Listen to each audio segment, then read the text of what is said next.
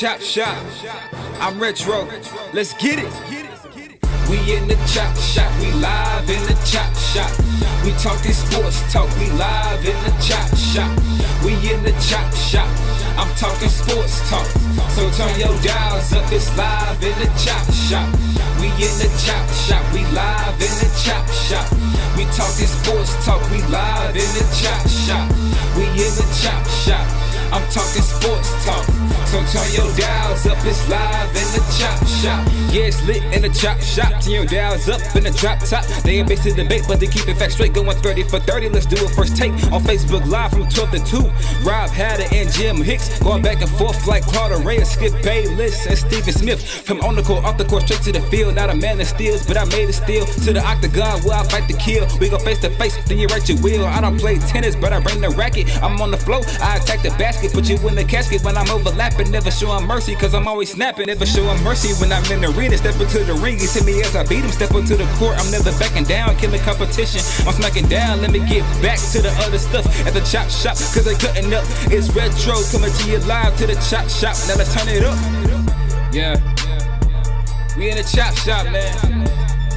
Shout out to Jim Hicks and Rob Hatter. You can catch the chop shop live from 12 to 2 on Facebook Live. Let's get it. We in the chop shop. We live in the chop shop. We talking sports talk. We live in the chop shop. We in the chop shop. I'm talking sports talk. So turn your dials up. It's live in the chop shop. We in the chop shop. We live in the chop shop. We talking sports talk. We live in the chop shop. We in the chop shop. I'm talking sports talk. So turn your dials up. It's live in the chop shop.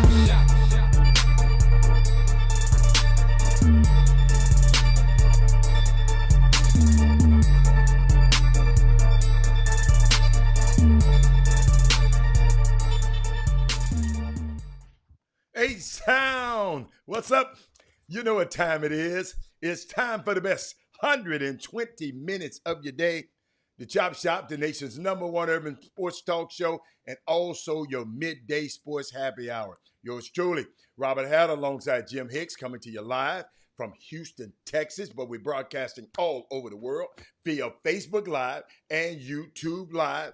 And at the beginning of this show, I love to talk about the first 5 people, our starting 5, who signed on to Facebook and YouTube. They got them back and forth. So we got Derek Johnson, Rod Wells, Chris Charles, Martin Vaughn on the YouTube side, and T.R. Holmes. And a close 6, we'll call her our 6th man, is Mindy Collins. Great day, weekend of sports. Everybody, Jimmy, I watched a lot of sports on TV this weekend, be it, it was, on tape delay. I'm not tape delay. I tape it and come back and watch it. And I'm glad to have sports back. But there was one sport, Jimmy, that might not happen. It was a great sports weekend, y'all. I haven't been able to say this for a long time. Some great stuff was happening in the NBA bubble.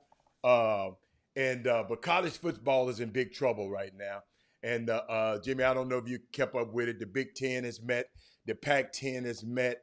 I think the SEC will try to, make it happen and push through, because they have this slogan in this marketing campaign. It's called "It Matters More." And that's their marketing campaign. I think they're going to try to go on with it. But I think the rest of college football got a great chance of being canceled. And there are 2 reasons why. And Jimmy, and it's 2020, right? College football makes over $2 billion in 1 year in revenue, TV revenue, right? And they don't have a cohesive plan because they don't have a president. They don't have a CEO. How is it possible? And y'all help me, Alfio Vizzi. I know you want to plug everything, your Legacy School of Sports, but how is it possible that, Jimmy, you got $1 billion, you make $1 billion annually as a business, and you don't have a president or a CEO? See, Mark Emmert, you can go watch all the volleyball matches you want to, sir, but hire somebody to take care of football. You know, what I'm seeing from the White House to the states to the tiny towns and in sports, Jimmy, Rod Wells, leadership matters. I'm going to repeat that. Leadership matters. In college football, it's every man for himself. If you want to know how much leadership matters, do me a favor. Take a look at the NBA. Unlike every sport, Jimmy, COVID hit them in the middle, smack dab in the middle of the season, toward the peak part of their season. Hold on. Daryl Anderson. David Stern passed away. Kobe passed away. They just suddenly died. China pulled out of a $2 billion deal with the NBA, Jimmy, just because the GM of my Rockets, I said my Rockets, made a post. Hold up. You have a massive social movement campaign in America where LeBron James was front and center. All of these were challenges for the NBA. But then they come back with this bubble. I don't know if y'all been checking the bubble out. I got some bubble news for you.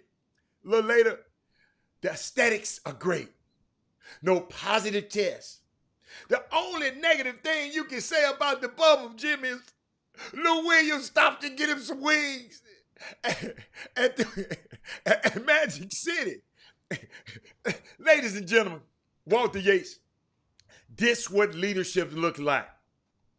College football and the Power Five are fighting over revenue, fighting over bowl game. Jimmy, you know what I think about leadership? You remember boxing was king? Jimmy, you remember when boxing was king? I mean, they had the Bob Arums, they had the Don Kings, the promoters, they was getting all the money, Jimmy. But then I look at this UFC now with Dana White.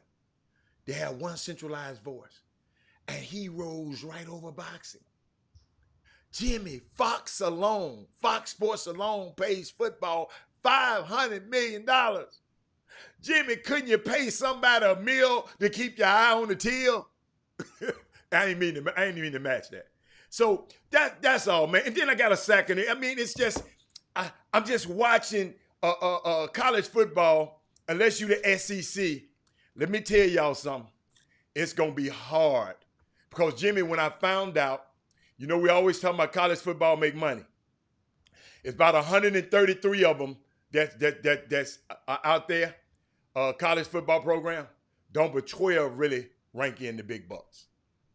The Western Kentuckys of the world and the Purdues of the world, they ain't got it like Bama and Oregon and places like that. So I mean, it's just I mean, I didn't want to bust your bubble, but that's my oversights of the weekend. And I know, Jimmy, some high school basketball went on this weekend. And guess what? If it wasn't for Bobby Benjamin and them tweeting, I wouldn't know nothing that happened. So thank God for Bobby Benjamin and I follow them. So I didn't know what was going on this weekend. And I know you will fill me in on what's going on in high school basketball later. And Jimmy, I got a new baseball team. The Atlanta Braves. Ronald Acuna Jr. 5 for 8, 3 home runs against the Phillies in 2 games. I told you I was going to pick a team every day. I had Minnesota the other day. Ronald Acuna Jr. That's all I got to say. You late to the party. That's all right. Jimmy, I ain't late. You so late to the party on Acuna. He had Jimmy, I know what he did last year. I'm talking about every game, every week, I'm going to find me a team that I like just so I can mess with you in the Astros. That's all. How the Twins do this past weekend? I'm just asking for a friend. I don't like them no more. I told you that. How the Yankees do this past weekend? I'm asking for another friend. I got a couple of friends. I just told you. Ronald Acuna, they had 2 wins. Is the Dodgers still in first place? I'm asking for another friend. I don't know. Okay. I told you what I like. All right.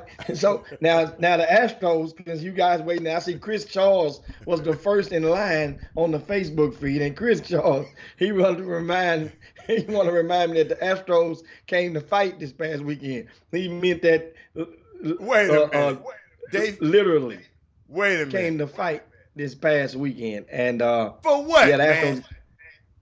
Well, understand the undercurrent. The Oakland A's is without question the hottest team in baseball right now. They've won 9 straight games, and the Astros got swept by Oakland this past weekend. Whoa. They got what? They got what? They got broomed. Yeah, by Oakland. And they won 9 straight. I hear man. an echo in the background. Grant, turn your volume down just a little bit, but keep going. And let's get the volume right, guys. Just hit it just a little. Cause I keep hearing me. They probably can't hear it, but I can hear it. Now, right. Is that better? Oh, much better. That's it. Now here's what we got. So the Astros, of course, this Oakland A's team is the team of Michael Fiers. Michael Fiers is the whistleblower that started the whole mess about the Astros in the 2017 World Series. So he's the snitch. He plays with Oakland. Now, ironically, the Oakland A's did not schedule him to pitch at all during this series because, I don't know why. They didn't schedule him to pitch. But so the Astros during the course of the series hit 5 Oakland A's. I mean, and 5 Oakland, all 5 wasn't intentional, but at least 3 of them was. Yeah. Now, this on yesterday, they had in the 7th inning, they had some stuff went down between one of the batters and the Astro pitcher, a rookie, and this guy he got to first base, and allegedly one of the base coaches for the Astros was talking a little smack to him, because you're going down the first baseline. I mean, the Astros dugout, the visitors' dugout is always on the first baseline in baseball. The home team dugout is always on third base line. It's in baseball, in case you guys, the antenna wasn't up. So he's on first base, and you can hear the guy in the dugout allegedly, kind of woofing at him, and it's an empty facility. So you can really hear guys in the dugout talking. Sticks and stones may break my bones, but words will never hurt me. Well, guess what he did? He went and he darted a beeline directly towards the Astros dugout. Now, think about this. You running to the dugout, and one of the backup catchers caught him and tackled him right as he was approaching that coach, and that was pretty much nobody really, nothing really. It was one of those everybody come and just do some 6 inches and arm jousting, and that was about it. But that's what happened yesterday. But Dusty Baker got kicked out of the game earlier in that same game. So, I mean, it's just, here we go. The Astros expect, once again, the thing that's so funny is the beginning of the season, everybody want the Astros to get hit by pitchers. Beam them. That's what they need to get. Beam them for all of, because the Astros are the most hated. Astros are the equivalent of the Warriors in that old famed 1970s movie. Remember that movie, The Warriors? That's what the Astros are. And they're going for in New York City. Warriors come out to play. Well, I mean, remember the theme of it. You know what I'm saying? So the Astros are like the Warriors. I mean, there is no safe haven for them. It's stadium to stadium, everybody now. But remember, at the beginning of the season, everybody wants the Astros to get hit. This is the thing that's just confusing. The Astros don't get hit, right? The A's accidentally get hit. Now the national media and the fans want the whole Astros team, we're calling for the Astros team to be suspended. Think about it. So you want us to get hit. We do the hitting, and you want us to be suspended. But you don't want the people to hit us to be suspended. That's the thing that's crazy right now. If you throw at somebody, you get suspended. And that's the rule.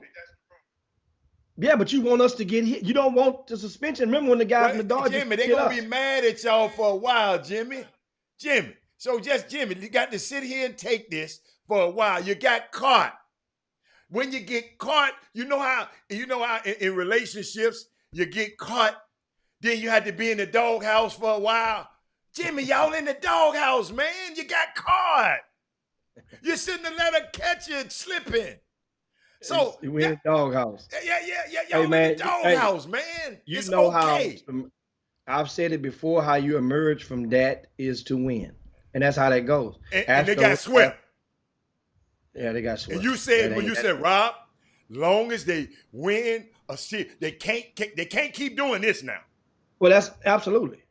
Now, at the same time, the only thing that's in Astros' favor is that there's multiple other teams that are in that losing, that are inconsistent with their wins and losses as well. So it's not as bad. It's not like the Astros. Of course, they're 5 games out, but remember, this is not the normal type of thing where only 4 teams are making the playoffs. There's going to be 16 teams making the postseason on this 50-game set. For so a 60-game set. We're at the quarter mark right now. Remember, that was the dreaded 15-game mark that I was saying for the season. How you go and assess things right now. Astros can't score. They've scored a total of 3 runs in the last 2 games. And that scoring is the Achilles heel for this lineup. And what it does is, if you continue, which I'm, understand Springer didn't play this series. And he'll be back soon. That's our leadoff batter, best leadoff batter in baseball. The best in baseball is Springer. And he comes back, he sets that tone because he's so aggressive. But we got to be able. We wasn't able to consistently score when he was there. Altuve is batting up under 200 right now. I mean, it's Carrera and Brantley are only our major bright spots on the offensive end for the Astros. And but guess what? I'm rocking with them until the wheels fall off. They all right now. I got 2 words for you. Bad shape. Y'all in bad shape. Get bad shape right now. I remember you talking about you got 100 pitchers they ain't never pitched before. You got 72 guys that ain't but 25 guys on the roster, but you got 72 guys that ain't played no game. I just don't understand the roster. And hold up, by the way, the Dodgers might have lost, but guess what? Mookie, what did I tell you? You right here worried about the Dodgers. How did Mookie do? Just tell me how Mookie did. Just help. I mean, Mookie's hot, but I mean, and he's doing what he's supposed to be doing right now.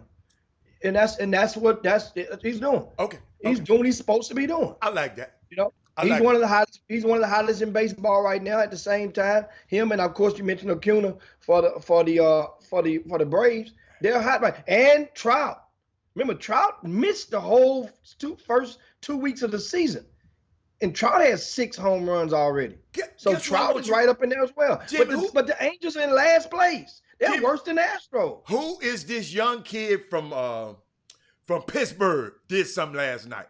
Some young guy from Pittsburgh. He did something. Is it Castellanos or he? Yeah, he was something like that. Something like that. Yeah. Something like that. What did he do last night? I don't know. They just showed. I just saw him because I don't like to listen to the highlight. I mean, last night they were just showing. When Tiger play, always remember, if Tiger playing, y'all, it's gonna be some. Robert Hatter gonna miss out on a whole lot of stuff, and he didn't do so. He didn't feel so well. Guess what Jimmy did? Guess what Tiger do? He go out, Jimmy, in the first round, shot a 68, one of the best rounds he ever shot in a major. Then them middle 2 rounds, he go and stank it up. Then the last one, he scored the lower. He scored a 70. He scored a 67.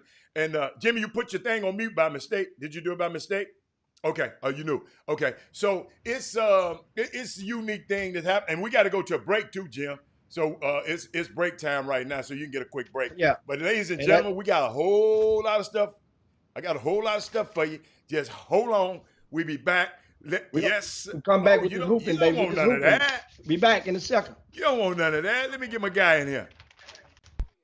Bossman. DJ Khaled. Left hand, right hand. Yeah. Put it in the sink. Front hand, back hand. Right with some soap in between. Yeah. Wash your hands, clean them up. Wash your hands, clean them up. Wash your hands, clean them up. Wash your hands, clean them up. Yeah. Left hand,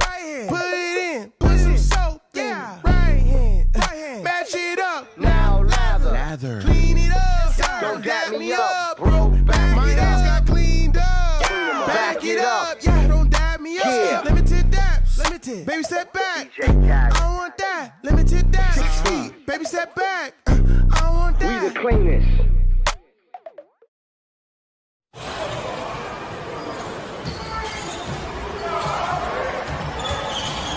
Rivers feeling it. Got right in front of Covington. Covington not following the fundamentals of defense. Rivers. Here's Austin Rivers again with Bielitsa on him, the big man, and the Bielitsa's got to play for the drive. Austin's Out there and start teeing him up. Harden with the deflection. Rivers in the open floor. Very moment. Rockets can still climb as high as 2, and Austin Rivers climbed the ladder there. Yeah, I thought I'd play those clips, Jimmy, because I know you start doing this and start talking about basketball. You might have something to say about basketball. Where did you want to go, Jimmy? The Damian Lillard situation. I'll let you drive that plane. Where you want to go? Where you want to go now? Oh man, NBA talk. Of course, we're only 2 games left in the regular season, and the Rockets, that is, are back in action on Tuesday, and they knocked off Sacramento. How about Austin Rivers came alive? Great time for him to come alive. 41 points in the win for Austin. His career high too, Jimmy. Career high. It's a career high. I mean, he was cooking, and I mean that's just what the Rockets need, because Eric Gordon and Westbrook are expected to return on Tuesday when they play the San Antonio Spurs. So remember, and so what we'll do is this segment, we'll go through the teams and looking at the seedings right now, a couple of the teams have clinched their slot over the weekend, and as of like last night, the Brooklyn Nets clinched the 7th seed. So that means Orlando is automatically the 8th seed, and everything is the bookends are set in the Eastern Conference. So that means Milwaukee know that they're going to play Orlando. Toronto knows they're going to play Brooklyn. Now, Boston. Okay. So it's no play-in game in the East. No, they don't need one in the East. That's only if you 4 games. Remember how? Oh, that's right. Those guys would. Okay. Yeah, they mathematically eliminated. You see what I'm saying? Only if you within 4 games of the 8th seed. Oh yeah, they ain't close. So everything is locked in on the East on the top for the top 2. So now we know those teams know this. So what reason we going through this, guys? So you can see, this is where Vegas gets really tricky for betting, right? For the guys that do a lot of the online betting and stuff, it gets really tricky because certain teams you don't know.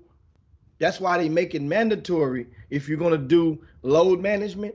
That's why the NBA made it mandatory for them teams to let everybody know by like noon or something. Yeah, like the NFL, the injury report. Yes. Yeah, because before, that's not an injury. You see what I'm saying? That's a new added stat. Right. That load management, or you resting somebody. They need to know that because there's too much money involved. And so 3rd seed, we know Boston's 8 games behind, and they have the 3rd seed locked in. Philadelphia and Indiana and Miami, only 1 game separate them. They're battling for the 4th, 5th, and 6th spots. Miami, Indiana, and Philadelphia. So keep your eye on them, because what does it mean? Philadelphia was dealt a heavy blow, Jimmy. Embiid is not going to play these last 2 games. Yeah, they made the playoffs. Ben Simmons done for the year. He's done. Right. Ben is done. So Embiid and who? Let's see, who does Philly have left? Let me look it up right here. I got. They have Harris. Toronto and Houston. Oh, okay. Right. Phoenix, Toronto, and Houston. They have 3 games left. Okay. Phoenix, Toronto, and Houston. What do you think on that? Phoenix. I think Phoenix get. Hey, Philadelphia might not win either one of those. The Rockets gonna beat them. And who's the next one? And Toronto. Oh, that can be 3 losses easy. The Rockets is the wild card because we don't know. Toronto, understand though. Here's the thing, Hal. Toronto has already clinched the number 2 seed. They've already But clinched them it. dudes off the bench play so hard, Jimmy, from Toronto. But at some point, but I'm saying, but how many of them are they going to sit out? They're going to sit two. At least two starters are not going to play in the I'm game. telling you, them bench dudes that come off Toronto's bench, they Van play Fleet? so. Oh my God, they play so hard. They got some dudes. You'll see. Y'all make sure y'all watch that game. Them guys go at it. So who else you got? So now we mentioned Miami is in that. Miami, once again, Indiana and Philadelphia that's the race in the East. How are they jockeying for it? Now when it comes, think about it. 2 of those 3 teams will play each other in the 4th and the 5th seed. Remember that. Okay. You see? Yeah. So the way it looks, if Philadelphia, it looks like they're the odd team out, is going to end up falling right into that 6 hole, and that means they will got to play the Raptors. No, 6 play 3. That means Boston. Oh, 6. I missed it. Yeah. Yeah. Okay. So that's the way it looks. It looks like the East is pretty much set theoretically, but they still have to play the games. You don't know how this stuff goes, man. That's like we didn't. How many of you thought the Nets would have beaten the Clippers, even though Paul George didn't play? You know, I didn't expect the Clippers to go undefeated. No, I'm just saying, but this Nets team, the Nets team were are already eliminated. They were like the first team to get eliminated, Hal. So you know what's amazing to me? The Nets are not eliminated. They had already clinched that seed, and so they were locked on in. Let me show you something that's amazing to me, though. Do you know who the leading scorer is in the NBA in the bubble? In the bubble? Yeah. I would think Dame Lillard. TJ Warren, man. Dame is 2 points behind. TJ Warren, Dame Lillard, James Harden will be those 3 for his leading scorer. That's unbelievable, Jimmy. CJ, cash consideration Warren. Phoenix traded that man, got rid of him, said, bye, and y'all just, we'll figure out how much y'all owe me for him. I hope they got their money already. Because if I was Phoenix, I'd ask for more. But he was traded, Jimmy, not for a player, but for cash considerations. Unbelievable. What else you got over there? And I mean, this is a good thing because now this is the time. And you know what? That little deal that the NBA adding the ninth seed in the play-in game. Understand how it goes. The play-in game is simple, and that is like the Western Conference, and we talk about them now. And Memphis last night has guaranteed, right, themselves a spot in the play-in. So Memphis is going to be one of the 2 teams. There's going to be a play-in game in the Western Conference. Just one game? This is how it goes. Since Memphis would be the 8th, right? Or whoever the 8th seed is, right? The 8th seed only has to win the first game. Okay. The 9th seed has to win twice. Okay. I got you. All right. What's up, Jess? So and it's kind of intriguing. I like how it goes. Once again, Jimmy, I just laid it out, man. Adam Silver, man, keep going, man, because I got some stuff to share y'all about this bubble. It's unbelievable. But keep going. Let's go and finish this playoffs. And so now, speaking of Memphis, all eyes are on them because Ja Morant is still balling, and you go back and you think Jackson about got hurt, Jimmy. Yes, not Winslow, then Jackson. If these guys are healthy, the Memphis team is not a swept first round. They would have got one swing in on the Lakers. I'm just thinking they would have got one in. Remember, this team played the Lakers tough this year. So now, how about New Orleans? They finally been put out of their miseries. So now a lot of the money was banked up on the ratings for Zion. And I'm gonna tell you something, guys. Pay attention.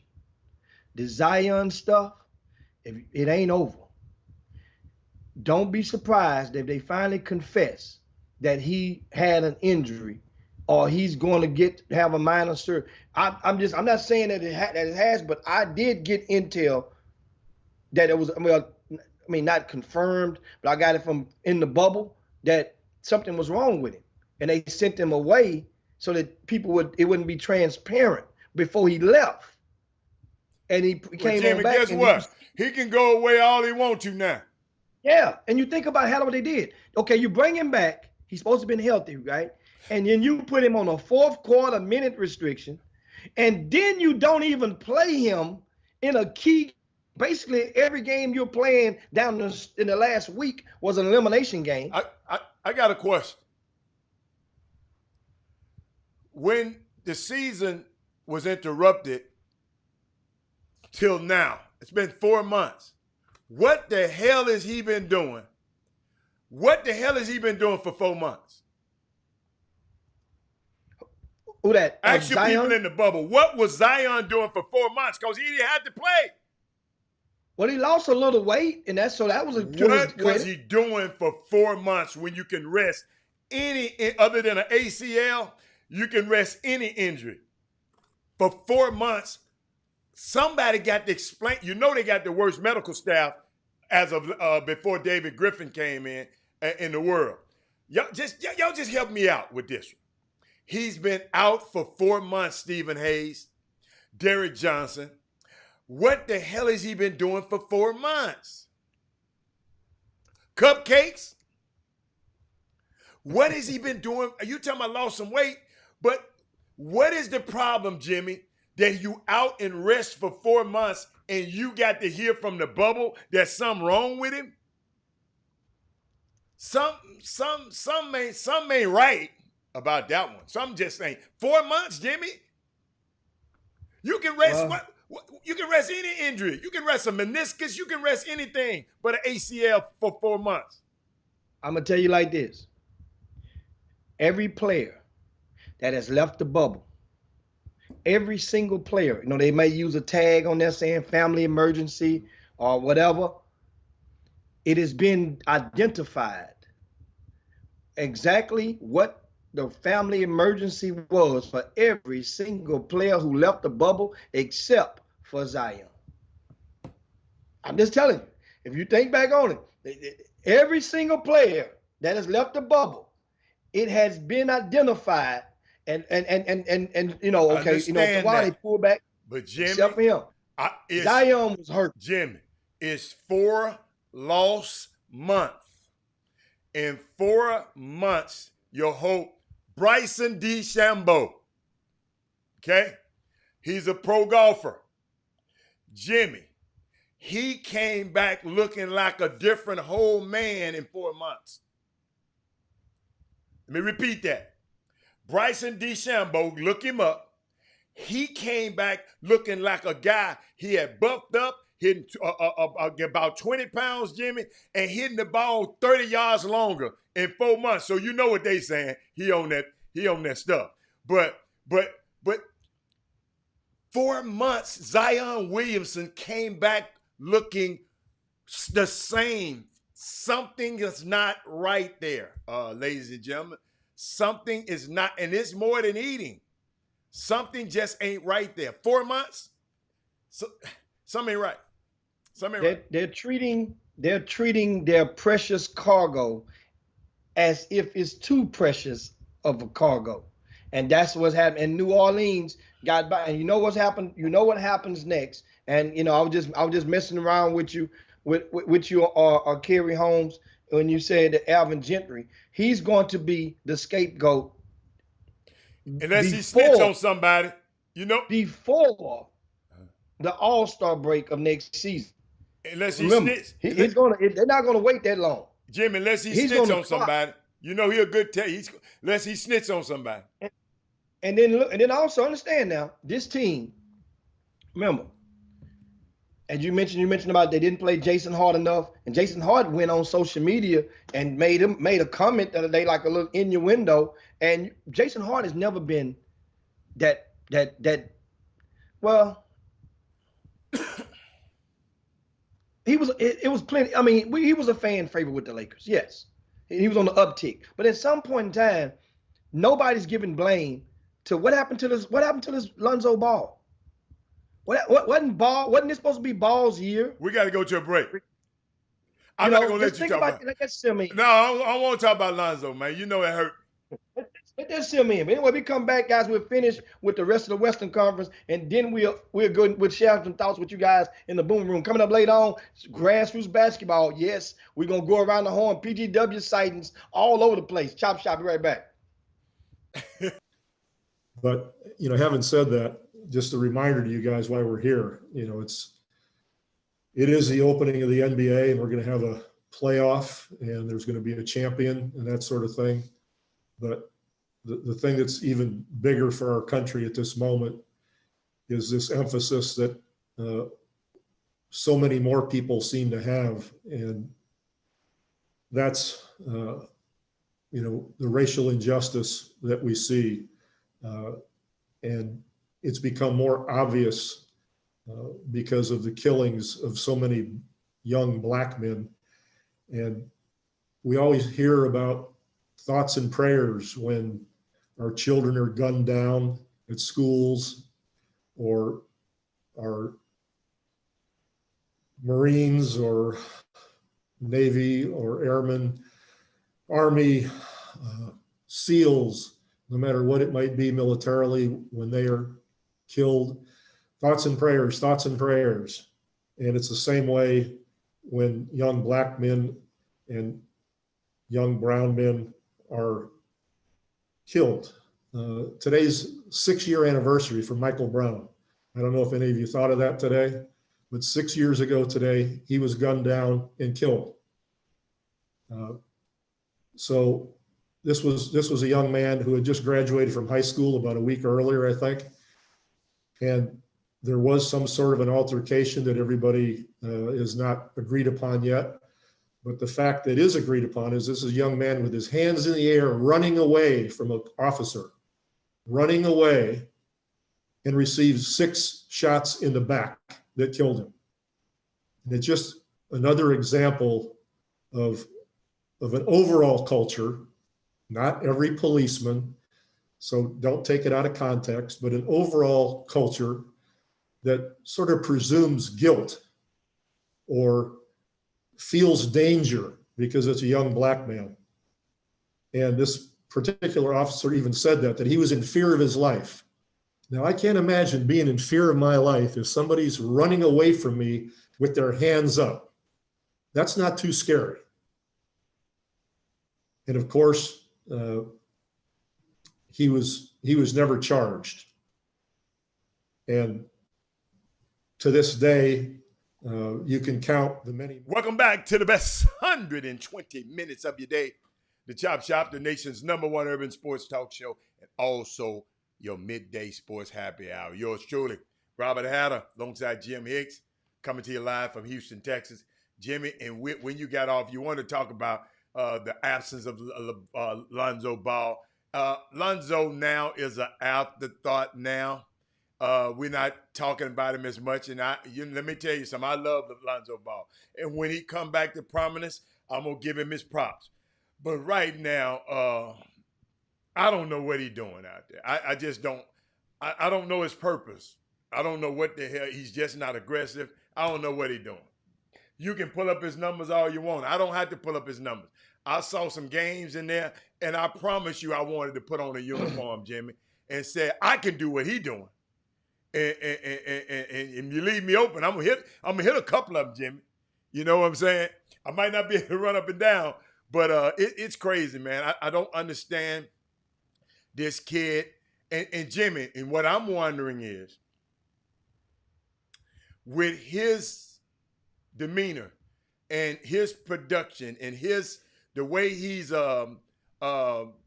being, portrayed, what he's doing in the league right now, would that be a knock on his brother later? Would that be a lock on Melo, the young one about to come on? Would they think twice? Would you think twice about Melo? I guess that's the question. Right now, at this point, I don't, not so because of the evaluation of the brother. The brother is a scorer. Lonzo Ball was supposed to be the Magic Johnson, the next Magic, the next LeBron, that type of threaten with a triple-double every type of game. The brother's going to catch it. He's going to let it go. You know what I'm saying? And he can pass a little bit, but he's coming in to try to get buckets. Now, that's going to be a scary thing because that ball has to go in that hole. And understand, the brother is not the same kid that we may have seen 3 years ago. He is not 6'3", 6'4" anymore. This brother is about 6'7", Adam. So that means he's legitimate size that's compatible for a shooting guard in that league. But the thing is that Lonzo Ball, the last 6 games for the New Orleans Pelicans, last 6 games, Lonzo was held in single digits in scoring. I understand he's not the scorer, but at the same time, it's been inconsistent because that team in the last 6 games, they only won 2 of them. So you're not getting wins. We don't really need you to score, facilitate, yes, but in the pros, they have sophisticated scouting reports, and everybody's going to doing the same thing against Lonzo. They're backing the hell off of him and saying, we dare you to shoot. And so guess what we did in those 6 games, Adam? In those 6 games, from behind the arc, he's 5 for 26 from behind the arc. So that explains what Lonzo Ball. So now let's get over something now. They're not even relevant no more. Okay. You know what? People that bought into that, and guess what? We're gonna see how this stuff works out. Because now losing takes its toll on everybody, just like it did on Anthony Davis. And he was ready to get the hell up out of there.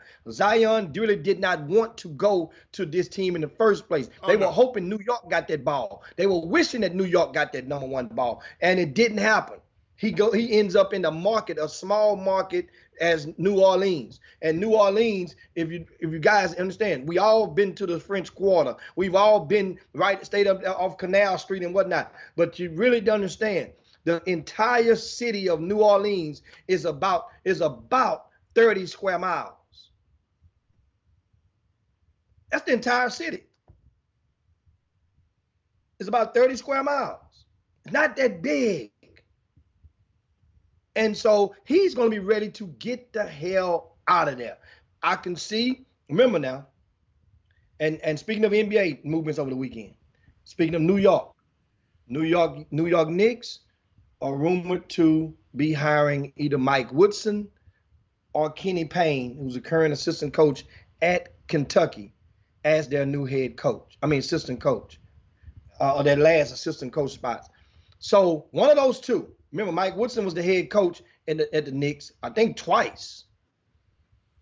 And Woody is very, very popular around New York. You know, he knows the ins and outs of the organization, and he's a veteran to have on that bench. But at the same time, Kenny Payne, understand to connect the dots. Worldwide West is up in there. Worldwide West is very good friends with Kenny Payne. Worldwide West owes KP. He owes him like 2 or 3 solids. But at the same time, Adam, everybody knows in college basketball, well, not everybody, people inside the loop knows that Kenny Payne is the highest paid assistant coach in the country. Yeah. So what the hell, how much would New York Knicks is willing to pay him if he's going to leave Kentucky? He's making about, between $800,000 and $900,000. Jimmy, they're going to give him $1.5 million. They're going to give him $1.5 million. Or 2. They ain't going to give him no more. They ain't going to give him no more than a head coach. We got to find out how much they're going to get a head coach first. That's what I'm saying. Maybe he just want to get away from Kentucky. If they can lure him from Kentucky, maybe he just want to get away. No. It's a reason, Howard. It's a reason. Think about the connections. The Kentucky connections. I understand. There's 2. Devin Booker's a free agent next year. Kenny Payne is really close with Devin Booker in his time at Kentucky. Okay. You got to think about that now. You connect the dots back. Dad too. Yeah, very, very good with that. So that means that helps. But Devin Booker's, when is Devin Booker going to be? He just signed a deal. Devin Booker can opt out. When? I want to say next year. I didn't know that. He just signed a deal not too long ago. Cat is getting ready to opt out, if I'm not mistaken. They can have him. They They can have him. What? Oh no, no. He's one of the best of the rest. He's one of the best of the rest. You can have. He couldn't play for me. I'm like, what's my man name? What's the coach? I can't win with him. I'm like that coach. I just can't win with him. He can be good, Jimmy. A lot of these players are talented, but a coach told me one time when I asked him about players, he said, "Robert, can he help me win games?" Can't win with Cat. Cat gonna give you 23 and 20 and 10 and an L everywhere you go. So that's just me. That's my opinion on Cat. If you think about other fives around the league, and you extract your mega stars out, and ain't that many. We talking about centers, the 7 foot pluses. He's one of the best out there. He's one of the best available. And then of course, certain guys, you get in certain organizations. Think about it. You know, Cat is trying to get up out of there. When Jimmy Butler treated him like that, I was done with him. He didn't fight back.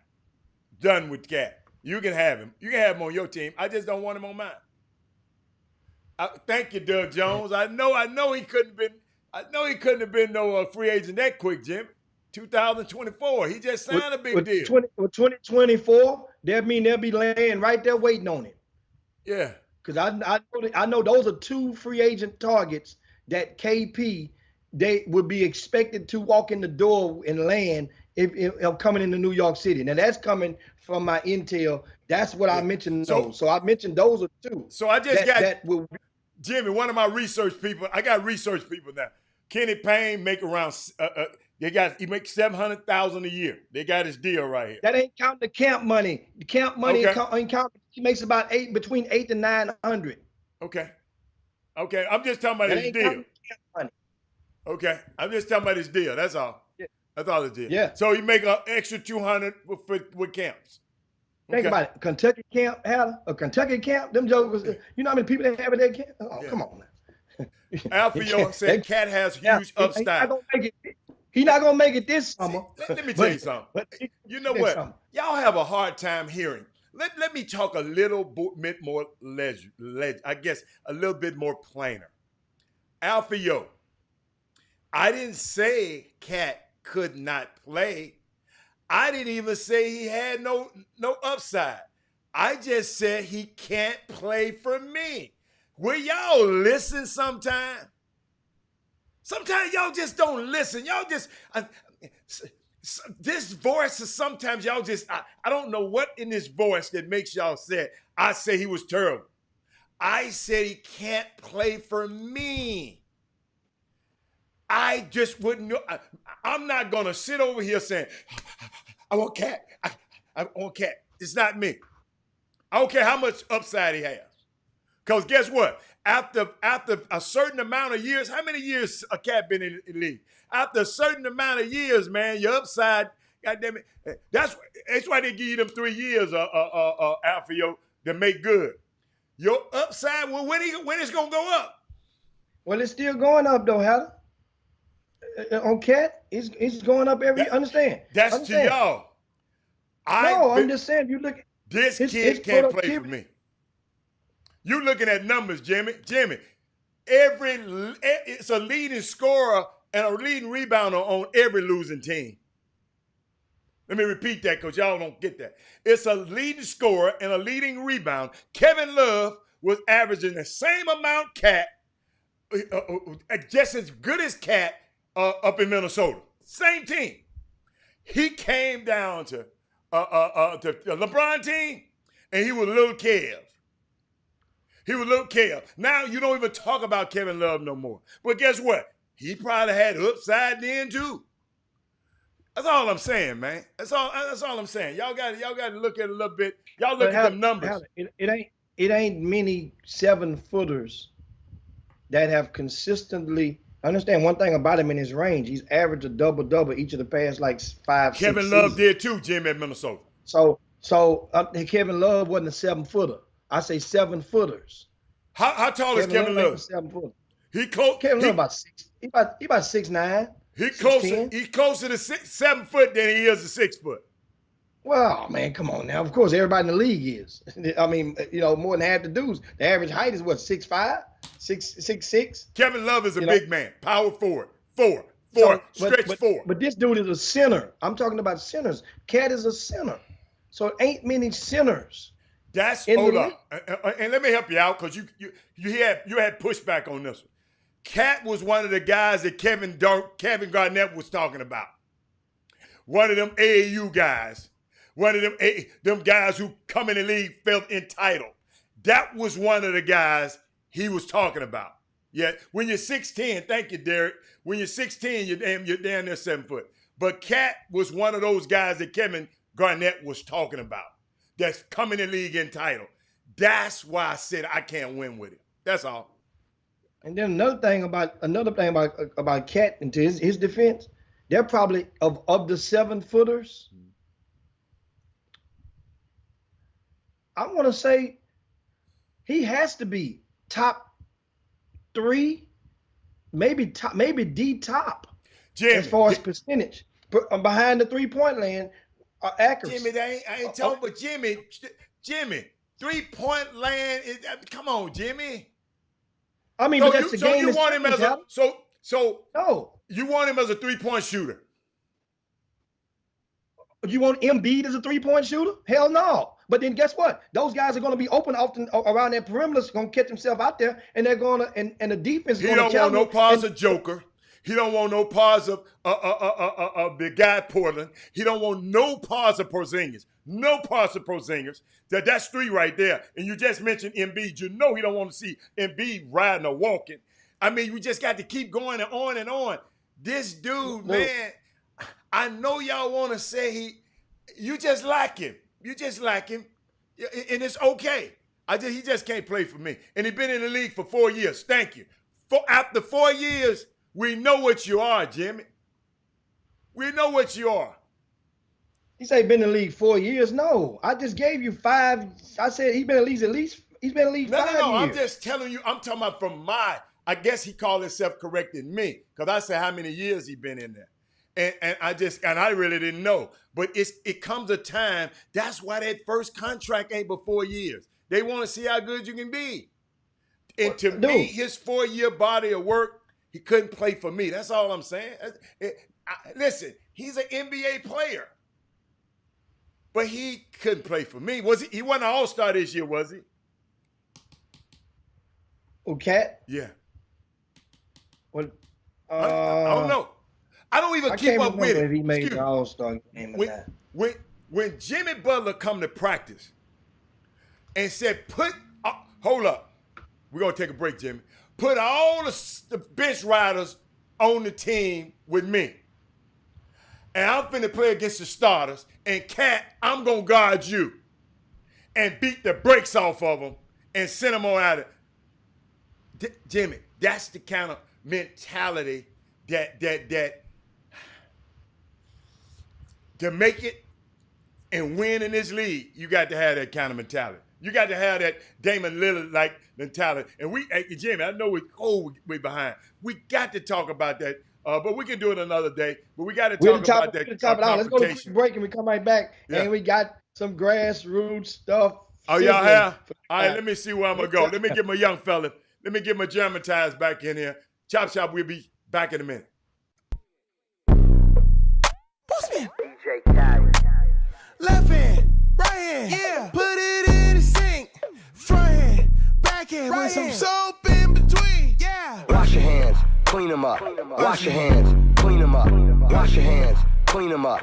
Wash your hands, clean them up. Yeah. Left hand, right hand. Put it in. Put some soap in. Right hand, match it up. Now lather. Clean it up. Don't dap me up, bro. My hands got cleaned up. Back it up. Yeah, don't dab me up. Yeah. Limited dabs. Limited. Baby, step back. I don't want that. Limited dabs. 6 feet. Baby, step back. I don't want that. We the cleanest. But I can tell you that this came about because, of course, we've seen all around these startup games, players choosing to have different messaging on their jerseys. Converted into actions. What a pass there from Harden to Green. 220, has a good NBA body. Oh, what a shot and pass. Harden and Capella. 16 of 19. Here's Harden. Woo, getting real fancy. You know, Magic Johnson-like, between the legs. Great contest by Corey Brewer. Oh, great pass to Montrezl Harrell with a slam. And the kid from Lewis. He goes 5-hole. Whoop. He shoots, his goal. All right, Cherry, you're going to have to do better than that. Or should I call you Doc? Harden, oh my goodness. Again, each one is better than the one previously. To D'Antoni, watch this pass. Through the legs to Clint Capella. That's why Clint Capella leads the NBA in field goal percentage, because James Harden gives him dunk after. So will Mike D'Antoni. Needs those points. Between the legs to Capella. Oh, now Globetrotter action. Right off the... Welcome back to the best 120 minutes of the day. The Chop Shop, the nation's #1 urban sports talk show, and also your midday sports happy hour. Yours truly, Robert Hatter, alongside Jim, the Cheat Sheet Hicks, coming to you live from Houston, Texas. I had to play those highlights because people was over zealous about it. And I love Luka Doncic. I even said a couple years ago that he was going to be good. And I know, but y'all got to hold up because he did an in-between pass like that other night, one, and I got almost 3 minutes. I just cut the tape. I got almost 3 minutes of James doing that same move 1,000 and 1,000 times. But, you know, Luka, I guess we're prisoners of the moment right now. And Luka is balling, by the way. But I just wanted to share that. When y'all talking about Luka, I'm going to put James stuff on wax. So what else you got, Jimmy? Yeah, I mean, well, it's that time with the back nine at the top of the hour on the Chop Shop. And you know, one thing about it, we're going to ask you guys if you would be so kind to do so. Share the show real quick to your timelines, to your friends, to your groups. If you're on the YouTube page right now watching this, peace to all you guys out there. I see you guys out there. We appreciate all the love. Give us a thumbs up over on the YouTube page. I see you. I see Alfio and Darryl Barnes and Tyrone Irvin and Melvin Dews and all the fellas over there on that side of the fence. And, you know, let's make this money, kick this week off right. Now, let's go back. And this past weekend, the Houston Defenders had held their pull up or shut up. Pull up? Classic. Pull up or put up? I thought it was put up, and I just happened to just focus in on it. Okay. It's pull up. It is? You know, like pull on up. Okay, pull that jump up. Okay. All weekend, I've been under them. I've been calling it the put up, but it's pull up. Okay. Pull up. I'm glad you helped. So, that event, of course, they basically had 3 divisions. It was high school only. 17U, 16U, 15U, and they had a girls division. I want to give a shout out on the girls side. Guess who won the JV division of the girls side was captured by the Houston Defenders girls, and it's a 9th grade team coached by Dirk Minifield. So Dirk led the team, and his son, Darren Minifield, led those young ladies to the championship. Wow. And it was kind of cool. And so Dirk is going to join us on Thursday to show love, you know, on his program and just share with us, because remember, he was coaching boys up until just recent years ago. Went over to the girls' side and he shared with us some of the differences and some of the same headaches that he made transpire. And one of the games had a father like he wanted to take his girl off the bench. They winning. Championship run. So anyway, we'll talk about that. But meanwhile, on the boys' side, Lupe brought the Texas Hard Work down from San Antonio. Wait a minute, Lupe was in town? Yeah, they came in town on Saturday, and they played a pair of games on Saturday, mm-hmm. And they did a turnaround. Okay. And this event broke in the new facility, which is out in Katy. Oh, right so around new the corner from the Katy Mills Mall. What's the name Yeah, of it's it? a 4-court. It's called an open court complex. So the Okay. open court sports complex. Okay. And that's, like I said, it's about maybe half a mile to a mile from Katy Mills Mall. It's conveniently located right around the block, and that facility. Jimmy, guess what? is it before the mall or past the mall? You get off on that same Pin Oak exit, And make a left? right? Uh-huh. And you go over the freeway, so it's right there behind the mall. It's like okay. behind it. Okay. Okay. By the That's a mall. lot of And so Okay. you know, and one of the things about it, it was great going out there. I got a chance to. Those people had called me like months ago at the top of the year, and let me know they were about to open. And it was a lady who called.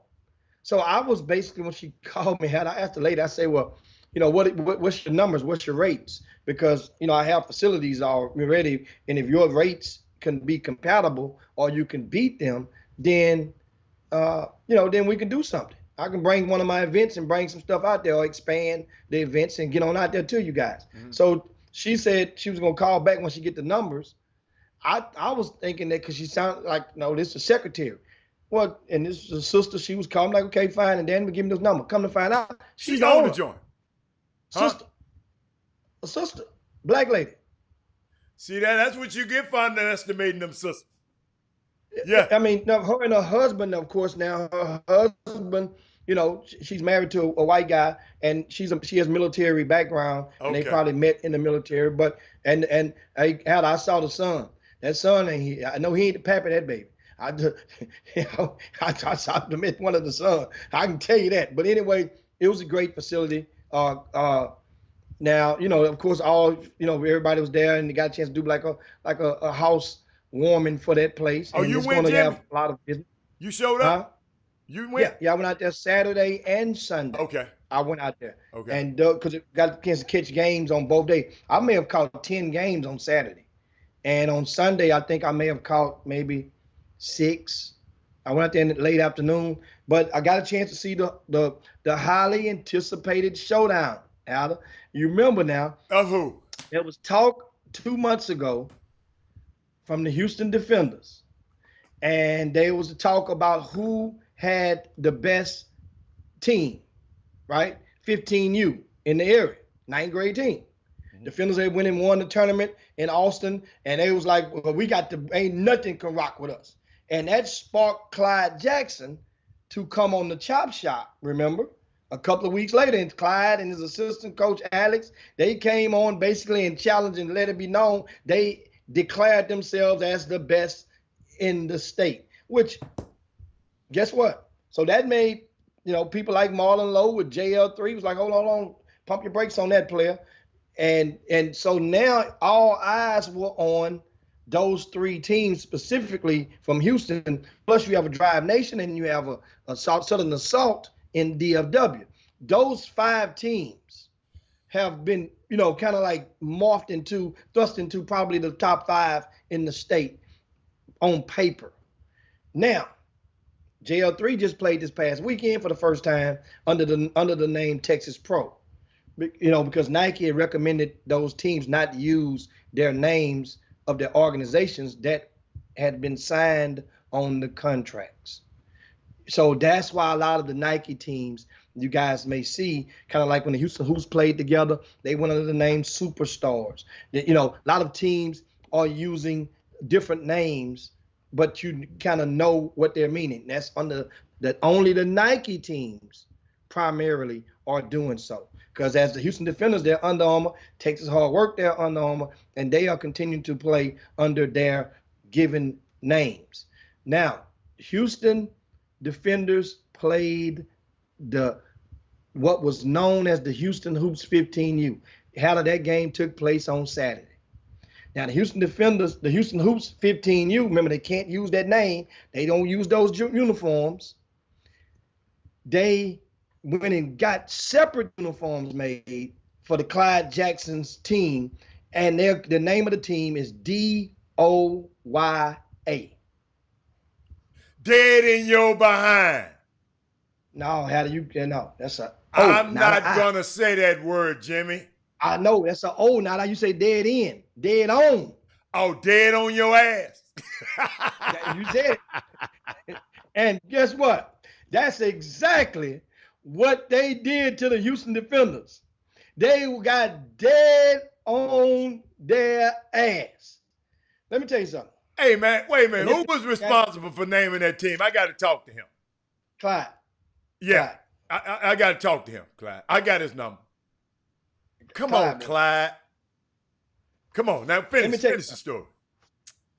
In this game, understand, when it first, Keith White is the coach of the Houston Defenders 15U. And that program, that team, you know, they came out and everybody was fired up at the beginning. But the dead on your ass team, they were without their tallest player. The tallest player has I think a wrist injury or something, and he's expected to be cleared from the doctor in the next couple of weeks. And that's their tallest player. He's one of their starters. Mm-hmm. And I got a chance to watch him back during one of the events back in late June. So they beat the Defenders, Adam. I think, what was their final score? 57-37. They put the Mercer rule in. Wow. And I'm going to tell you, Chris Johnson. What Chris do? This kid goes to Elkins High School. And so I come to find out that Chris Johnson is one of those types of players that likes to talk a little smack. Oh, when yes. He plays. Oh, yes. But this particular coach had implemented a muzzle on him in recent weeks. And basically told him every time Who coaching this team? Who Alex coached this team? Yes. Okay. Yeah. All right. And they had implemented a muzzle on him and let him know every time you say something on that court, you come and sit your butt down. And he had tested him a couple of times, sure enough, he get benched. Well, right before this game, the coach told Chris Johnson, I'm taking the muzzle off of you. No. Talk your shit. In this game here, now, however, he said, if you get too wacky with it and go below the belt on some of that talking, I'm gonna bench, I'm gonna pull you back out. But you got a little leeway now. I'm gonna give you a little more leeway because he said the reason is because I need you to be you in this game. I'm trying to morph you into a better person on the court, but I need this game right here. I need you to talk a little shit. And boy, this young boy came out there playing and talking his smack, and it was in good faith. And I'm talking about him and then another little kid from Louisiana named Chris Lockett. And Chris Lockett is a player that he's going to be in the showcases coming up with little Mikey Williams and that's coming up. This kid Lockett he's talented as hell because in the body, the Houston, this dead on your DOYA team, their bodies were a little bit more mature on the wing guards than it was for the defender team. You could just tell they were, and the weight room. They were just overpowering them to the basket. That's what they were doing. I mean, you can say the guys were bumping off of them, bouncing off of them, and these guys were playing. They were the hunters in this game. And like I said, I mentioned Chris Johnson. I mentioned Chris Lockett. You got the little kid, Orlando Harden, who came in big with a couple of plays here and there whenever they needed. Wesley Yates didn't score in the first half. Didn't have to. It was up by 11 at halftime. He comes in and calmly hit a couple of bucks. It was like every single person put fingerprints on that win in key times. So some players, if you're not a team like this, there's not going to be one guy that's going to come out there and score 20 points every night. Not on that team. That team is going to have to spread the glory, and that's how they're doing it. And I can tell, let me tell you something. Clyde Jackson, he talked his smack, and his boys backed it up. And they came back on the Sunday. Okay. Check this out. All right. Also on Saturday, the Texas Hard Work lost, right, to who's that they lost to? Drive Nation Houston. Drive Nation Houston picked up Terrence Arsenault. I'm sorry, I take it back. Houston Flight picked up Terrence Arsenault. Drive Nation Houston had Sean Jones from Shadow Creek. You're very familiar with him. That's so my Sean man. Jones, is with Drive Nation Houston. Okay. Sean Jones scored about 14 points. They beat Texas Hard Work in overtime. Now, on behalf of Texas Hard Work, everybody that was there know that this was a fragment of their team. They had three starters that wasn't there. And Manny Obaseki, Austin Nunez didn't play, and there was another one of the young kids, I can't think of his name, didn't even play, didn't even come. So this was a fraction of them. And what happens is still that's the name. And that team like you Drive Nation Houston, as you say, guess what? If you're gonna feel embarrassed or slighted because of a loss in such fashion, then change your jerseys and use some other, or don't call yourself what you are. But then some people, like I talked to Lupe after the game, some people not worried about that like that. It affects certain people where they worried. The ones that are stable, Texas Hard Work not going to lose their Under Armour deal because they lost to Drive Nation Houston, especially with a fragmented team. No. So and that's the thing I like the approach of it. But one of the things that was good, Big Vince Ichiwandu for Hard Work, man, he's constantly improving. Took him a couple of minutes. He was sluggish at first. Once he got into a groove, walking double-double, Adam. Walking double-double. This boy here, he's gonna probably be a Burger Kid in his senior year. So now, once again, check this out now. Drive Nation Houston beats Texas Hard Work. Texas Hard Work turned around and they beat the Take My Talent team, which is basically a collection of all-stars from around the area, and beat them, spearheaded by Ashton Smith and what's the little kid named Elijah Lawrence from Bel Air. All two of the bookmarks on that team. How about this? We got to see Ramon Walker was in action. He's plays with the Hard Work team. And Jarrell Colbert, who's committed to Louisiana LSU. He played on this particular team? He plays with Hard Work. That lost? Yeah. But they came back and beat the Take My Talent 53-44. Okay. Now, here's what I'm saying. That first team, that Drive Nation Houston team that beat the Texas Hard Work, came back on Sunday, and that was a gap game. The DOYA wanted a game, and these guys agreed to play DOYA, a 15U team, and lost to DOYA. Once again, Drive Nation Houston 17U lost to DOYA 15U. It was a close game, went down to the buzzer. Orlando Harden hits a three-pointer to win the game. Adam, the loss to DOYA it trumps you beating Texas Hard Work. It's a 17U lost to a 15U. And this is why one of the things, like a lot of times at my events, Helen, you heard me tell you all the time, I'm doing my scheduling.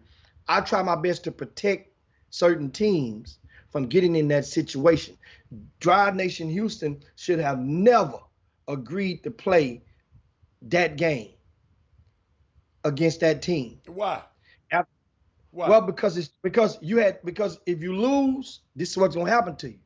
People like me gonna light your ass up.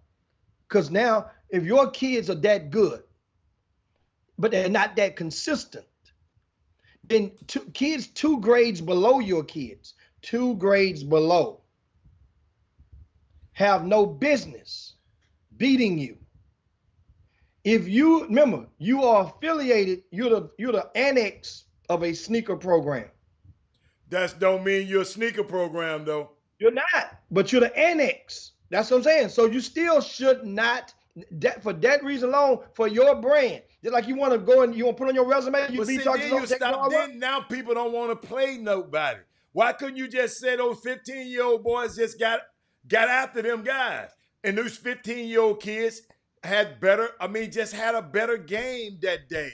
So see, when you get on people like this, that discourages them people from even playing them. So you rather them not play the young guys again? So you rather them not play the young guys? No. Understand. Put it like this. Let's say right now, Hatter, there's a 13 and under team out here that's kicking butt. Let's say it's a 13 under team that ain't lost a game. They're 13U, right? And they said we the best, and they've kicked everybody butt. And I got a tournament, I got a gap, and Clyde DOYA, which is a 15U, and this 13U say, we want to play them. We'll bust their butt. The DOYA gonna say, man, I'm not gonna waste my time playing them dudes. I'm gonna play some 13U. Man, give us a 17U. We not want to play no 13. That's the logic on it. I understand, but Clyde D.O. whatever that name is, that team has got DOA. Yeah, they supposed to be Drive Nation just because you're an annex. See this kind of rhetoric right here. This why I think it was a good thing that we had a young team that can compete with a 17 over team, a 17-year-old team. We have a lot of them. But if you keep on talking about you're gonna tear their head off, then people will be discouraged from playing. That's what I just don't understand. You're trying to discourage that. This team you just said that team was a pretty damn good 15 and under team. Who are really 16 and under. Probably now. You'll play one grade down, but if you're not playing 2 grades down. I understand that. So you're saying they shouldn't have never played them? Well, understand it. Put it like this. Forget the team names. They could have had shirts and skins. If you have players on your team that are ranked in the top 5 in the city, you don't let them play against kids 2 grades younger than them in the grassroots scene. Who was ranked top 5 in the city on that? And Jimmy, always. Sean Jones. Who? Sean Jones is top 5 in the city. And who else? One more. I'm saying you got one player that's top 5 in the city. Don't let him go and play. One player ain't gonna win you no ball game, Jimmy. It's not understand. You're thinking about winning the game. That's what you're talking about. Evaluations going on. You don't allow your kid to be that situation. Put it like this. Are you gonna let Bryce Griggs go play against a 14 and under team? I can't let Bryce. I ain't Bryce's dad. I can't let him do nothing. What would you say? You say, man, get the hell out of me with this. For 14 and under, man, go play with your own side, with your own age. But man, I ain't got no time. So now you don't do that. Comparing this. Bryce is one of the best players in the country. Excuse me. Slow down, Jim. Bryce is one of the best players in the country. You can't compare that to this situation. And then you ask me about winning. If it wasn't about winning, you just told me they beat them. But now I told you. It matters. The win matters to the DOYA, to the younger team. That's what I'm saying. The win is nothing. If that other team wins that game. So my question for you, and you never answered it yet. So 17 under teams with a local top player. Don't compare a local top player with a national. Layers. It transcends over different layers. If it's a national team, you still wouldn't let a national team go and play 2 grades down. I said national player. National player. I said player. National player. Oh, so you're saying? See, I mean, you're all over the place, Jimmy, with that one. I'm just y'all over the place. No. You're not understanding what I'm saying to you. And once again, so that means you have to raise back or go slower. So you understand how there's more than one in situations. There's the game to win, there's the team concept, and then you have showcase. The players are being showcased in the midst. And if you're fortunate, you in all 3 of those situations will align themselves. And that's what happened in this particular matchup. Because I do know there were multiple colleges that were watching these games. Now So you're saying Sean Jones got hurt by playing in that game and losing to them. That's what you're telling me. Absolutely. Absolutely. And he ranked where in Houston? He's in the top 5 in the area. So because let me tell you why. If you're playing against two guys that are younger than you, so it ain't about the game. Just Haller, you're supposed to dominate. Sean shouldn't have played on this team. Because some players you can put on a certain team with a bunch of players that can't play. I don't care how good your ass is. You're gonna get beat. You're gonna get beat. If the other team got 7 or 8, you just said if bring your whatever, then I can't keep up with them names. And let me add something to this. I just think about it. That Drive Nation Houston team, they wasn't 2 grades up. They were 3 grades up. They were actually an 18U team. They had two guys, 2 Division I prospects from Arizona that had flew in and played with them. 2 Division I prospects. I mean, legit. Now, understand, everybody's academics may hinder them from being at the college. So you telling me this supposedly 16-year-old team, every one of them got 15? What is a 15-year-old? You tell me ain't nobody on that 16, almost 17? No. The way that they judge that and the way that they judge the ages in USA basketball is different how they judge the ages in grassroots. Grassroots, if you are in the 9th grade, it's grade and or the age, but they don't really enforce the age anymore in grassroots. So that means if you're in the 9th grade this past season, then you're 15U.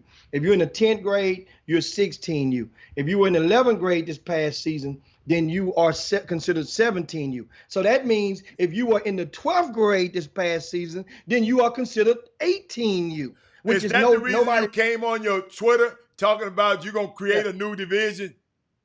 Yeah, it's time, and that's already. I'm not inventing nothing. I said create. Create. I didn't say event. Create. I'm not creating nothing that's already out there. They're already doing it, and I had to publish proof that's done in several states already, in basketball, volleyball, and baseball. I just want you to answer this one question. So Sean Jones shouldn't have played with these guys. That's what you're saying. I'm saying the coach, kids have competitive spirits and kids want to ball, certain ones. He wanted to play. I'm saying the coach should not have agreed to, after what happened, after that win earlier, you just beat a 17U sneaker team. So now why would you put your chips in the middle of the table against a 15U sneaker team? Now you're proposing not to play again. Who else they were going to play? Guess what? This was not on the schedule, Hatter. They agreed it was a gap in the schedule. This wasn't on the schedule. So you're saying they should have went home? No, they had another game to play after that. They should have just waited and played. They shouldn't have took that game. I take my hat off to the guys who played the game then. Because it gave us a chance to know how good this 15-year-old team could be. Okay, here's the thing, though. The same guys that want to play 2 levels up or 3 levels up, would you ever be willing to play a team 3 levels down? That's the thing. If you say no, that you would never, ever, as a 15U, play against a 12U team. Because I thought about it. That team, that's right. They do it. Jimmy, the way kids grow, the way kids grow, 12 to 15 is a lot different from 16 to 18. I'm just telling you the way it's different. You can't compare that. Understand? Can't compare that. When you are up under the sneaker umbrella, just telling you, when you up under a Jimmy, every Houston Hoops team is not good. Huh? Every Houston Hoops teams is not good. It's not good. If you up under the sneaker umbrella, they will not let their teams play against teams 3 grades down. I don't give a damn how good that team is. It just don't go like that. Now y'all saying, like we got people like Chris Felix talking about they should have never took the game. So, like Chris Felix talking about they shouldn't have never took that game. Man, they took the game. So what? So what? They took the game. They took the game and they lost. So other than y'all, I don't think nobody else talking about this. I didn't hear nothing about it until 5 minutes ago. So it's not earth-shattering. These kids will recover from that mess. I just think they're covered. I think y'all putting too much on it. I'm sorry. I just think y'all putting a little too much on it. But hey, this y'all business. Y'all in the business to doing this. I just think y'all putting too much on it, man. I just think. I like to play the game. So now we know it's a 15 and under team out here potent enough to beat a 17 and under team, a sneaker team, people who ain't never played with each other. Because I know for a fact them people was calling around trying to get players to play on this team. And guess what? That's Jimmy, just showing up at a tournament and playing. It's not going to always, I don't care how old you are. I don't care how young you are. But they done took, let me tell you something. I'm not going to look no different on them kids. I mean, that's y'all's job to do that. I wouldn't. I'm glad they took the game. Because now I know that Chris Johnson them is that good. Understand something. To put this and as a transient out of the topic, put this stuff in perspective. There are 17 and under sneaker teams that won't play some 17 and under teams in their own city. That's their own age. We they already won't even know. play their own They call that ducking. They call that ducking. Well, understand. It's the term ducking. What validates an official ducking of the verb of it would be if there's a team, if that team has been kicking a whole bunch of ass, and everybody's like, yeah, that'll be a good game. Kind of like how Coos came along. That's most recently. And then number two, if that team has a bunch of Division I prospects on it, that's compatible as far as in the range of you got 6-7 D1s. I got 6-7 D1s. So now that would be, if you didn't want to play them for out of concern that you could lose that game, then that constitutes justifies a duck. Now, if you just got a team and your team is looking for the come up to play my sneaker team, and I have all these guys, and sometimes there have been often a lot of guys, it happened yesterday in the championship.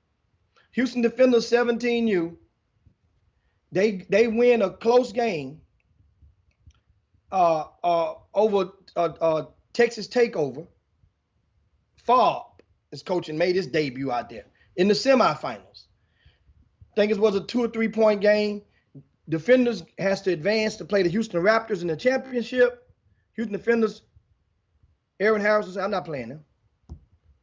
And it's the way, like, I'm not playing them. And it's like yeah, the Raptors because like, if they lose the game, y'all gonna come on Chop Shop and talk great. Let me tell you something. Shout out to them people that to me, shout out to them. I mean, everybody can have different of opinion. Shout out to them people that what's the name? I'm gonna come and watch y'all play. Y'all know I don't come to the gym. What's the name? That Drive Nation Houston. I'm gonna come and watch y'all because y'all at least got the nerve to play somebody, and these other people don't. So guess what? A shout out to them to me. I am not going to tear head off. I didn't realize that the big fella was already committed on that team. I told you they had 2 kids that was 2020 out of, and that's another epidemic but that we see Jimmy, going on. I know some kids that's committed to 2020. It still ain't ready. They no Division I. I'm not talking about committed to a JUCO or he committed to a D1 mid-level program. And if he didn't dominate in this game, he gonna be redshirting. It's okay. It's okay. Jonathan Motley redshirted, and he getting a check. So it's okay. That's what we see. It's not failure. To me, it's not failure. I know those kids. If I was Sean Jones, somebody please send Sean Jones this tape and have him the kid, not the daddy. Please tell that kid to watch this show. Because people looking at him like he's not Sean Jones because they lost a basketball game. to some super talented 15-year-olds that you saying is traveling around the country, that's being that's traveling around the country being in showcase tournaments? Maybe these kids are that good. No. That's not the issue. It's the issue to me. It might not be the issue to you. Alan. A lot of people play in events, believe it or not, for exposure or to increase their exposure. And understand. So if you're coming to increase your exposure, that means you want the odds to always be where they can be in your favor. You want it to be where if you have a good game, then that means, or if your team win, then that means now you are in the position to go and advance. If you're playing, once again, I said 17U earlier. This was an 18U team. Sean Jones ain't no 18U. They understand. 18U mean 18 and under. That means you could be under. So that means you had two guys that graduated high school on the team. And but if the kids who graduating wasn't that good, what that say? I don't care what school he going to. He committed to Pepperdine. Pepperdine ain't won a game since 72.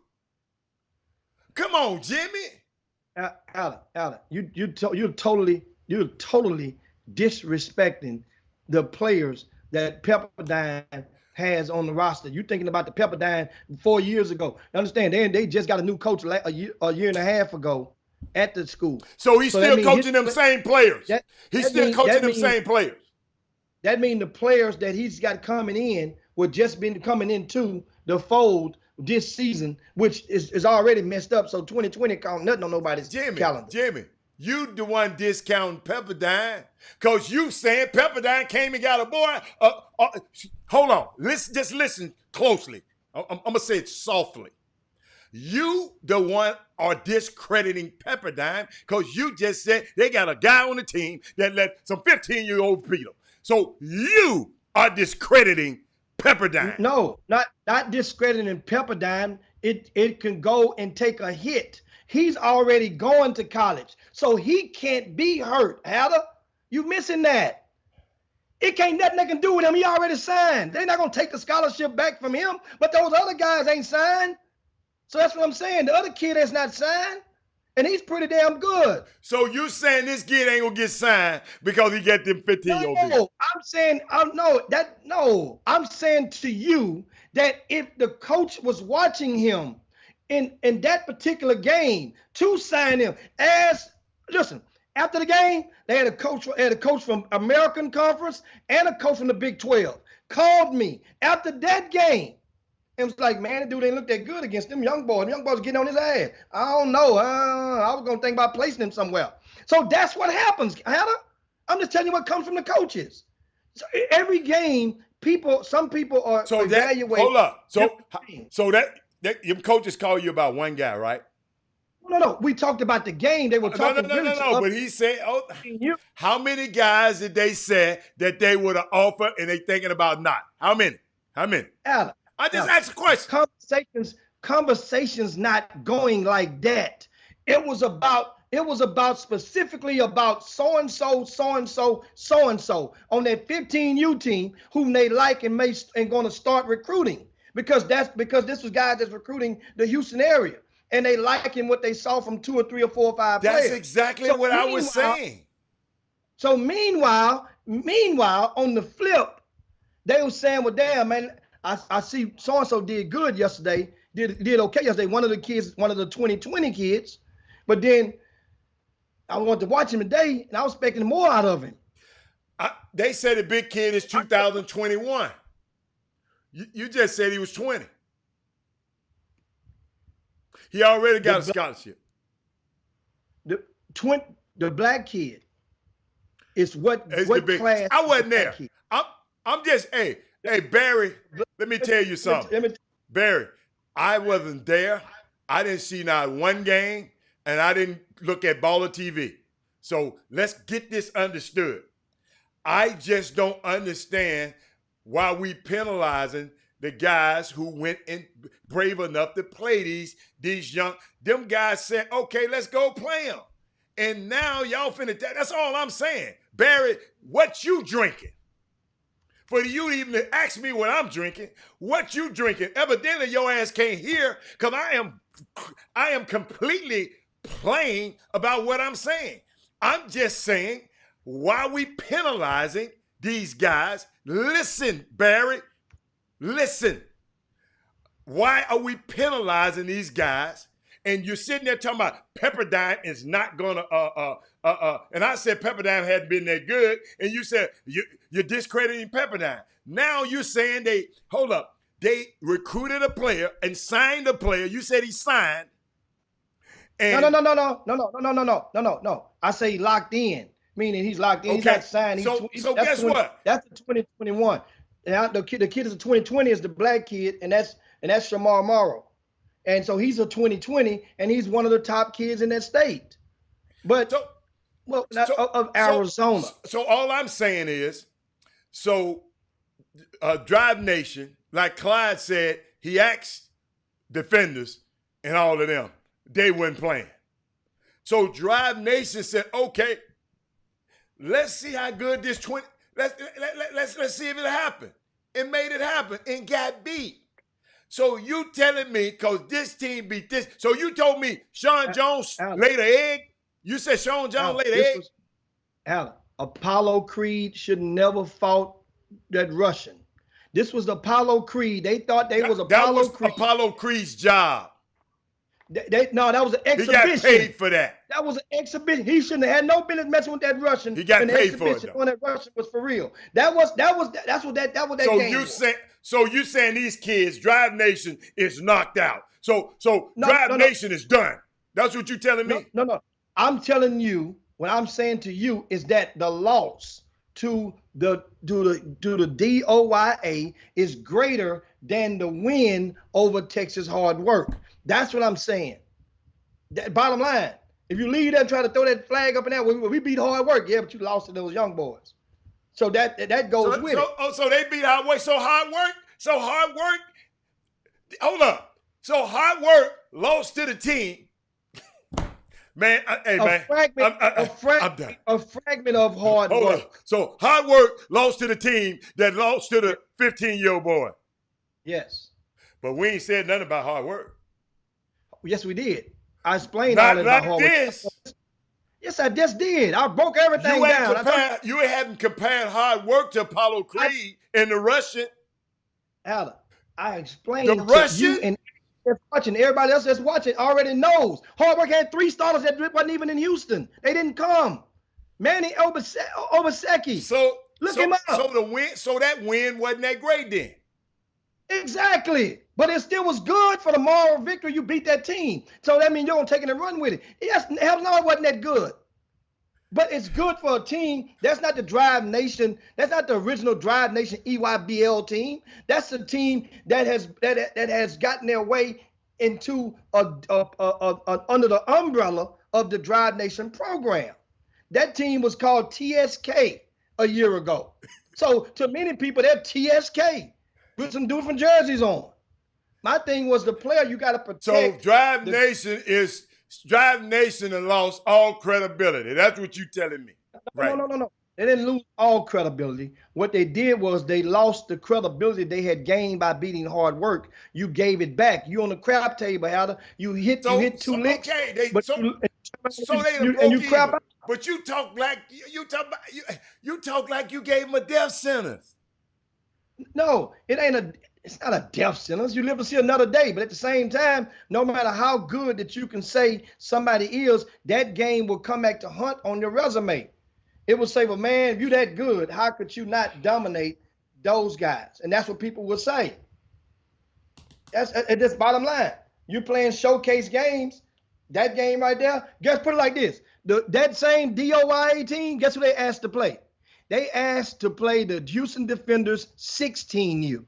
Because they had just beat the 15U by 20. They say, give us the 16U and we'll put up 5 racks. The Houston Defenders 16U was like, man, we ain't got time for that. We ain't going to play you guys. Because they know what would be at stake. They know they couldn't. So I got a question. Do Clyde have a Clyde? You on here? Clyde, do you have a limit? What's your limit? Okay, let's get 5 racks, right? It's 5 racks. Yeah. So tell me a team that you wouldn't play. And I'm gonna go find that team, and I'll put up the 5 racks. What do you mean that he wouldn't play? No. Tell me a team that he would. Tell me a team that's good enough. I mean, cause I'm gonna go look for me a team. So he got to have me, cause I'm gonna go look for me a 17 and under team to come in and beat this team. Since they beating up on 17 and under team with top players in Houston and people going to Pepperdine and people going to and all of that. So guess what? I'm gonna find me a 17 and under team. Let's see. That's why I asked you. Does he have a preference? What? Well, I don't speak for Clyde. He's on the thing, Okay. so he can answer himself. I asked you. What you asked the damn question? I'm quite sure there are a few 17 under teams that will not fade that 5 racks to play that 15 under team. Okay. I can rest assured on that. I ain't talking There's about a lot of around them out here that would not. I ain't talking about around here, Jimmy. I ain't talking about around here. For 5 racks, I get one in here. Now understand that team, especially if that game was to take place anytime after Labor Day. If it was to take place anytime after Labor Day, and that means the big fella got released from the doctor. Hey, Akisa just hit you with your own medicine. This high school, so age shouldn't matter anyway. So why in the hell you gonna? It's high school. What? You know what? I love that statement, Keisha. Here's why. If that's the case, then why the hell they got 17, 16, 15? Y'all put that in there. Oh, okay, hold on. You tournament directors. Why do you label yourself that before you even get put in that? Think about that, Hatter. I've been waiting on that. That come all the time. That's too easy. I got one for Clyde. I'm going to go find me a 17 under team. Why do teams label themselves as 15U, 16U, 17U if you don't want to be pegged in those holes? Think about that. Next question. Okay. I ain't got no question. I'm just saying that's why I'm trying to figure out why you sitting here, you talking about Drive Nation so bad. Like they just done laid an egg. And I forgot they had beat a sneaker team. Drive Nation, hold up. The Drive Nation Annex team beat a sneaker team. Hold up. But didn't have their top play, didn't have their players. Let me stop you right there. The equivalent to Texas Hard Work losing to Drive Nation is duly the exact duplicate of when the Superstars, that was the name of the team that had Damari Williams and those kids that played for the Houston Hoops, when everybody was saying, well, that's the Houston Hoops, and you show up, it's only about 4 of the Houston Hoops players with patched in with some other guys. That's the same thing. You didn't beat the Houston Hoops. How come they didn't let Clyde team play Bobby Benjamin team? Thank you, Bob. See, I wasn't there. Why didn't they let him play Bobby Benjamin team? Bobby Benjamin didn't play. That was because when Bobby Benjamin team made it to they were in bracket play, Hatter. Some teams played showcase games, some teams played bracket. The Houston Raptors, when they were in their route going to the championship on Sunday, Clyde's team was only going to play. They played at 10 o'clock that morning, and they found a gap in the schedule at 12. So Clyde's team was gone. By the time Bobby Benjamin made it to the championship, them dudes were gone. They left at 2 o'clock, at 3 o'clock. This game with the Raptors was at 7 o'clock in the evening because the damn court was running an hour behind. That was at 7 o'clock. That would have been a 7 o'clock tip, put it like that. And they know what I'm talking about. So that's why.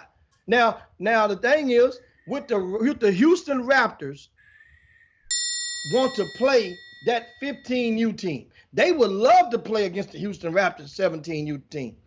But with the Raptors 17U, Benjamin, say, man, yeah, we'll play them dudes. We'll play them for some bread. And you put your 5 racks on top of them. I'm going to go get my Jimmy. You ain't gonna tell me what to do. I got my own damn team. Don't worry about it. Let me pick. Did you say, hold up. When you said, did you say you ain't talking for Clyde? Then don't speak for me either. No, you just spoke for yourself. I'm replying to you. Yeah. I said go. So go get the team and go get the bread. Now you're speaking for Clyde now again. First you weren't speaking for Clyde. Now you want to speak for him. What? No, Make up your mind, man. Make up your mind. Clyde is. I'm speaking for Alex, who just responded. He's a head coach. He's on the feed. So I'm relaying what he's saying. And guess what? If you read the Feed, hold on. Maybe I'm not What reading that mess because Clyde got my number. So the team is speaking for themselves. Clyde is just another person. That's the organization. Clyde Jackson got my number. Once again, you're discounting the head coach. He's right here. And what he's saying, I'm saying you're talking about with Clyde. That's a whole different person. If that head coach say I ain't available to coach, he can tell you when his team is ready. Clyde is the GM. Jimmy, I'm gonna let you stick. Let me tell you something. I'm gonna stay with the big boy basketball. I'm gonna let you stay with this bullshit high school basketball. I'm gonna just let you, cause y'all got too many rules for me.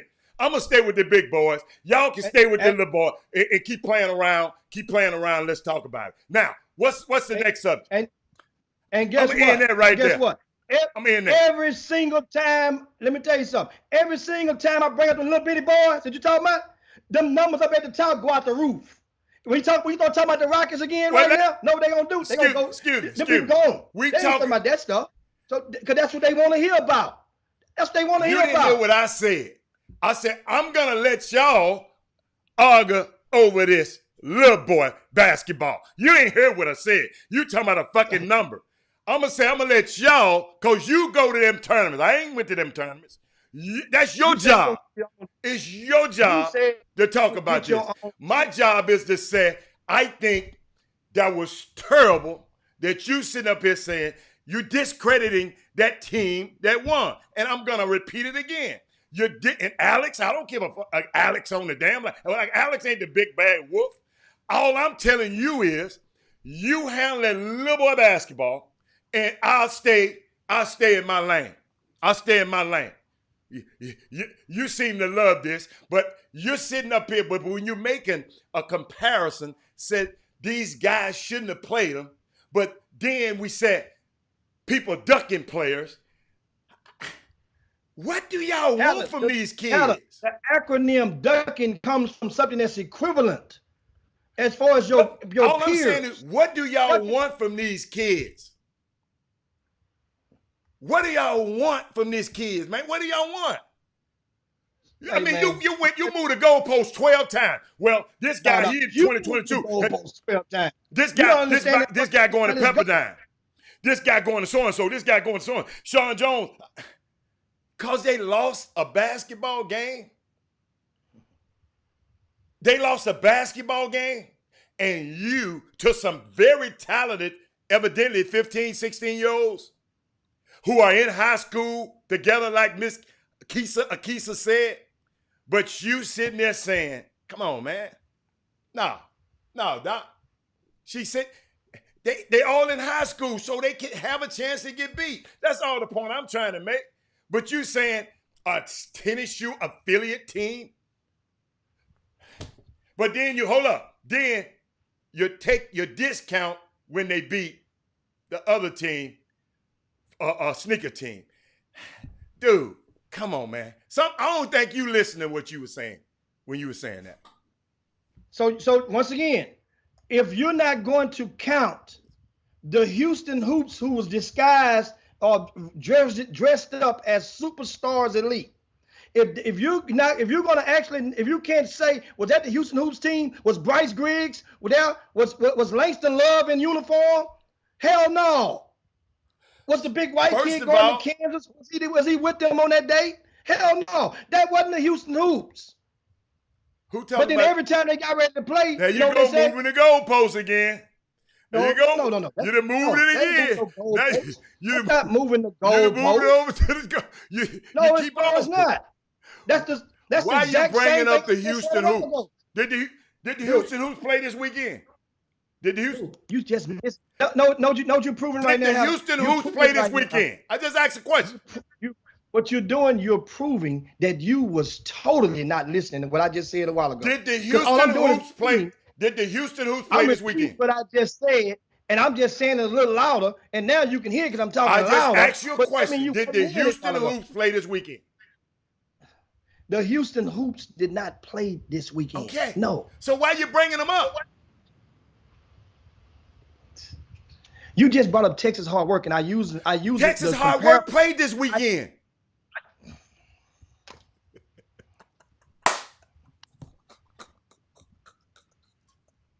Texas hard, but dude, Doug, y'all can sit and talk about this. I just don't see nothing wrong with that team losing to that team. That's a team that they just put together. This is not their team. It's not a team. They had a bunch of mercenaries on the team. Sometimes mercenaries don't win.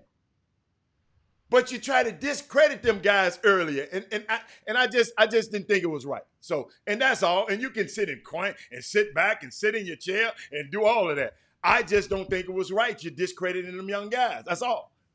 At least they were tough enough to play them where the other guys said, well, I ain't gonna play them. You scared of some 15-year-olds? Come on. Get out of here. Hey, let's play. If I'm in the gym, let's play. You got your little ass in the gym, we're gonna play. So that's how I feel about it. But some people don't feel that way. I see. It's okay though. Is the show over? We can end the show now. You can yabba dabba do this thing. We can end it because I have got somewhere to go. Sliding down Dino's back. Y'all do this thing. See you guys tomorrow. Peace. I'm out of here.